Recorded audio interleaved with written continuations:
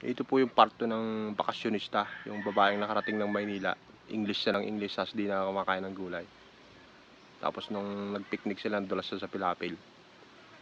Ngayon, nung nasa ilog na sila, nagsipagligo sila ngayon. Tapos yan, naliligo din kasi napakaputik niya eh.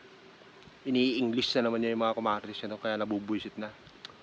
Nag-usap-usap ngayon yung mga kumartis niya. Pagtripan nga natin tong konyo na to, kaya English na naman ang English. Ukin na. Kaya anong isa, niluto nila ngayon yung pao nilang karne ng ahas.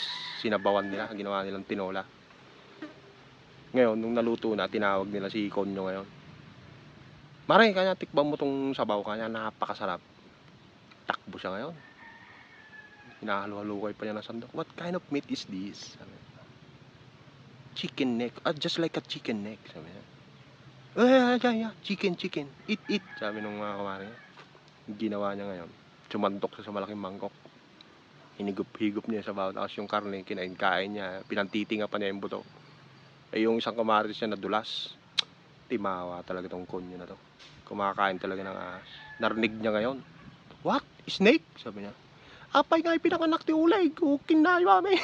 Suka siya ng suka ngayon.